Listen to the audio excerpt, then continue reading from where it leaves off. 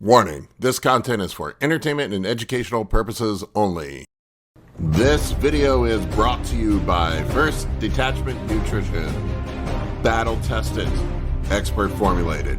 Use discount code AB10 at checkout for 10% off. All right, folks, Big Paul here. Got, 3 more workouts until Masters Nationals, getting down to the end here. I have, right now the workouts are just sort of simple, doing pump workouts at the end. I'm getting my pre-workout here together. I use the field rations, if I can get it out, by First Detachment. I can, problem is here, I can't fit my damn hand down on the container. My big ass GH hands would not fit in here. I'm trying to scoop this shit out. Tell Justin that he needs to make the container a little bit bigger. I'm just gonna fucking dump some of this shit in here. Field rations from First Detachment. If you want to pick some up, it's discount code AB10. The field rations, it has branched chain amino acids and it's branched chain amino acids and highly branched cyclic dextrin. HBCD is what the abbreviation is. Getting all my cameras packed up here for the gym. Meeting the video guys. We're gonna do some filming tonight. Let me get my face tracking on here. And so, yeah, so these last couple workouts here, sorry, I've got groceries all over the damn table and they're wrapped up in my bag, of course. I've got stuff packed up for my trip, so my table's loaded up with groceries here. Oh, and this asshole right here. Let's see here. This guy right here, Milo. I have to put my shoes out in the garage because this dude will eat my shoes if I leave him out while I'm gone. He loves the taste of dirty tennis shoes because he's a dick like that. He'll just eat my shoes. All right, let's see here. Those are gonna go out in the garage. And toss the shit in the back of the car. But yeah, he's a jerk, right? You're a jerk. I love him though. Wouldn't have it any other way. I love my dogs. Got my giant ass camera bag here. Put all this stuff in the back of the Tesla. And it's super fucking hot here in Virginia today. It's like, I don't know, it's like, it was almost 100 degrees today. You hear my car, it quacks. I got my car. You can set it to custom settings for the noises when it locks and unlocks, and I make it quack. I'm hearing is and it always makes people look. I laugh my ass off because I get little old ladies walking through parking lots and they're like, what the heck was that? I'm gonna have the car drive us to the gym. Let's see here. Drive to the shop gym, Ashburn, Virginia. Let's see here if I can get it to go. Drive to the shop gym, Ashburn, Virginia. Navigate to the shop gym, Ashburn, Virginia. It is not cooperating with me. Navigate to Ashburn Gym. Hang on. If I can talk. Let's try this again. Navigate to the shop gym, Ashburn, Virginia. There we go. I can't talk evidently. Alright, so the autopilot on this thing is pretty damn good now. It's pretty impressive how well this thing drives itself at this point. It's I'm going to turn the air conditioning up here so it's not so loud. But this thing's pretty badass how it drives itself now. I'm gonna get it out on the road and I'll let it do its thing.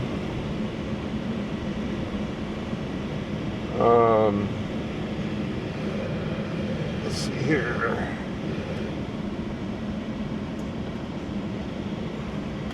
All right, and I'll turn the autopilot on. And there we go. It's driving itself now. It's yelling at me for not putting my hands on the steering wheel. But you can see the car driving itself. It's so nice having that feature, that self-driving feature, especially on long trips, because I'm going up to Pittsburgh for Masters Nationals, and having that drive where you're on the road for 4 or 5 hours and you just put this damn thing on autopilot and let it drive itself.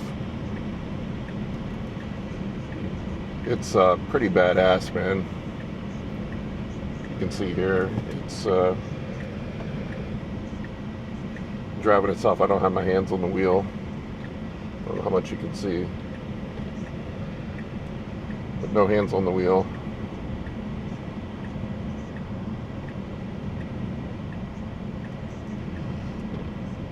Anyway, it's a cool little feature, and it's gotten a lot better over the last year. I'm sure guys get tired of me talking about fucking Teslas. It's last year when I got it, it was kind of wonky, man. It's pretty good on the highway, but it sucked on side streets. But now it is fantastic on the side streets now. I mean, it's like damn near perfect. I still don't trust it in areas with a lot of pedestrians. You still got to pay attention to what you're doing. It's not fully autonomous yet, but it's still something you got to pay attention to what you're doing. With the gym right now for peak week, now that we're down for the last week, I just cut my workouts back. They're just pump workouts. We don't do anything intense. Right now, it's just enough to maintain. I don't want to do anything to get injured. I don't want to do anything to cause any sorts of inflammation going into the show. There's no leg training left. These dunderheads that do hardcore training going into peak week, it just kind of makes me scratch my head. I don't know why you're training like an animal 3 days out from a show, and then you end up looking like a water bag on stage, or you get hurt, you blow out something. I mean, the whole time dudes blowing out shit when they are going into the peak week on training. Usually when you hear guys getting injured at the gym, it's always at the end. So you're probably going to be disappointed with my workout tonight. It's going to be a very soft workout. I don't think you're going to... Nothing impressive going on, but I'm just going to lift, do a light workout. I'm going to do some posing. I already did my cardio this morning. I did my cardio Q&A on the treadmill at the house, and did a cardio Q&A on Instagram. If you guys don't follow me on Instagram, give me a follow there. When I get up in the morning and I'm bored and I want to do this guy's cutting me off right now. The car is very gracious in letting people in when they cut you off. I am not so gracious when I'm driving. I don't let a motherfucker cut me off. But yeah, I did. So if you follow me, it's my way of entertaining myself and making the cardio go by quicker in the morning, is to do some Q&As with people. All right, we're here in the parking lot. This zoo of a grocery store here. There's always a lot going on at this place. If I can weave my way through here, people cut you off. Parking in the fire lanes. I know I complain about this every time I come here. It drives me absolutely nuts that people park in the damn fire lane. But we're at the gym. The gym here I go to, the shop gym in Ashburn, Virginia, It's technically closed right now, but they have, you can pay extra for 24-hour access. So I have 24-hour access. I have a key card, or I could get into the gym, which is nice. So I like working out late when there's less people here. This place is a zoo sometimes. It's one of the more popular gyms in the area, in the DC metro area. So I like getting here late when there's less people here and less to deal with. I always got people asking me questions. It's like a live Q&A at the damn gym too. So that's another issue I run into, is people always want to talk to me at the gym. I don't want to be rude. I hate being rude. I don't like being that guy, but sometimes I just gotta block it out and move on with my workout. And I know it seems sort of dickish, but otherwise I don't get my damn workout done. I don't mind talking to people. It's just, there's only so much I can do and get my workout in. That's the problem that I run into, is that it can be too distracting. So it's hard to get your workout in. So it's a fine line to walk. I don't want to be a dick and be unappreciative. That's a loud truck. So I try to be as kind and as patient as I can be, but there is a limit of what I can do as far as talking to people when I'm working out. I had a guy last night that I had to get out of here because I had to go. I had some place to be right after the gym, and he wanted to have a full-blown conversation. I felt like a dick. I was just like, dude, I gotta go. I can't talk right now. And I could see he was disappointed. And, I always feel sort of like a jerk when I'm doing that. You see here, going on, there's nobody in here right now. This is always nice. And here we are. We're at the gym. We're gonna get our workout in.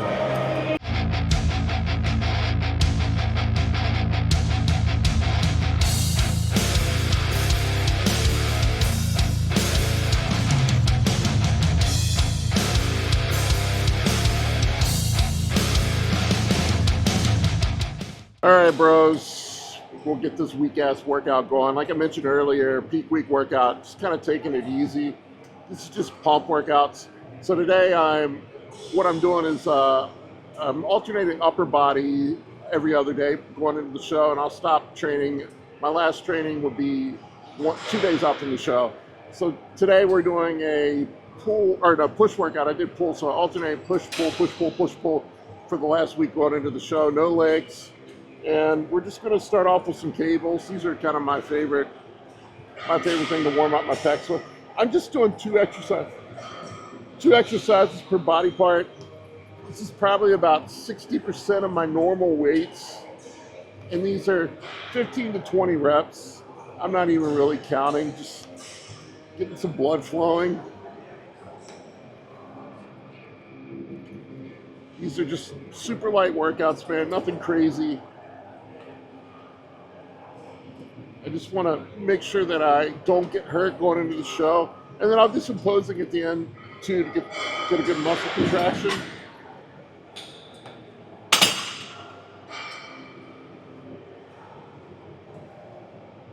Set layout on this. I'm doing 3 sets of 12 to 15 or 15 to 20 reps, whatever I feel like. 2 exercises for each body part on this workout. My cycle going into the last week, peak week, I'm going to do a video about it, but all injectables get dropped at 7 days out. GH I'll drop today, so it'll be 3 days out with the GH.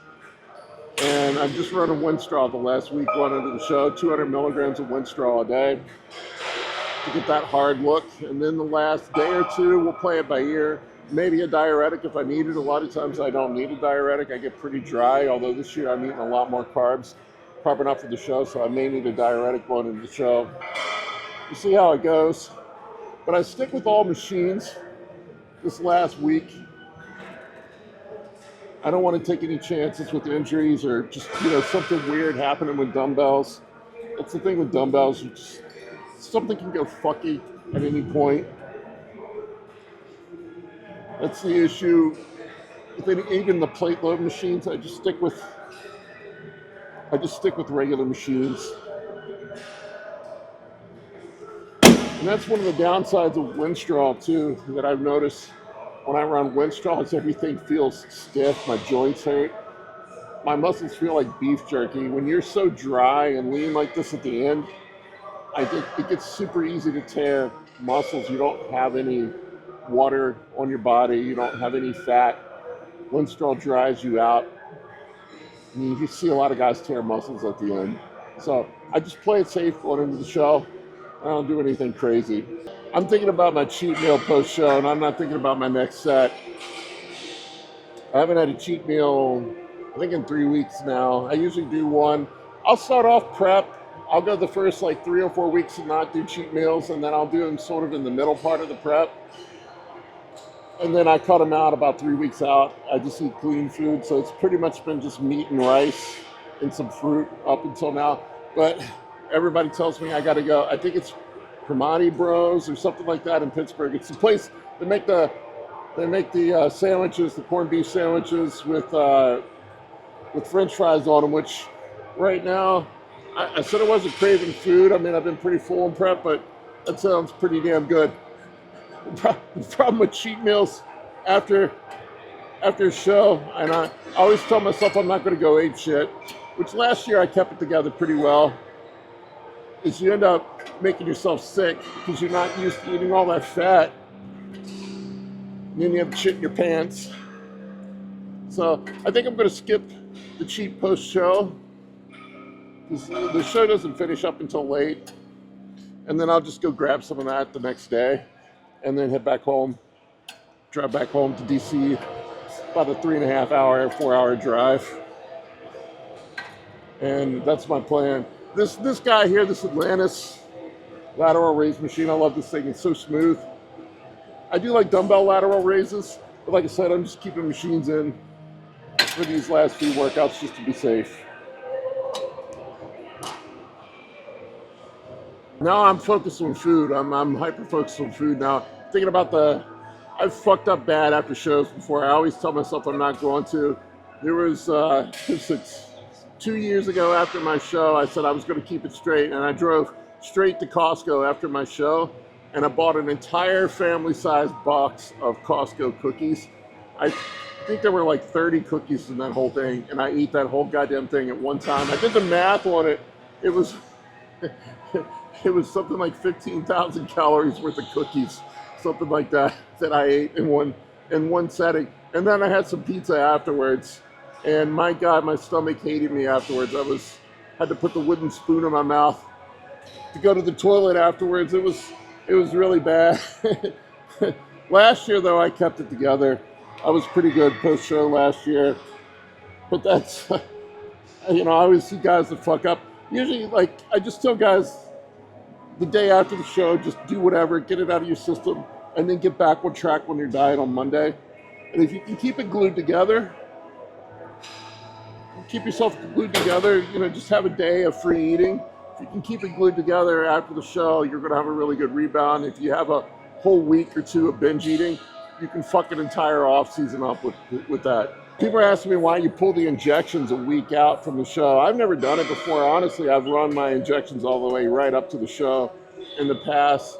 One of the things you don't want to deal with is getting on stage with lumps and inflammation from the injections. So I played it safe this year. I pulled them out a week early. I know a lot of guys do that.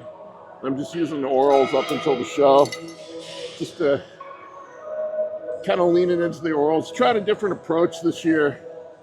I like experimenting on prep. I like trying new things. And I know it's probably dumb going into vying for a pro card to experiment with new things, but I've taken a different approach this year with prep. I didn't use any tren. I held the orals until the last 3 weeks. I pulled all my fat burners out on high days so I could sleep. And I didn't do as much cardio and ate a lot more food this year than I have in the past. So we'll see if that turns out into results on stage. We'll find out here in a few days if it was the right decision or not. And if I fucked up, hey, there's North Americans in 5 weeks. I'll clean things up and go do that show.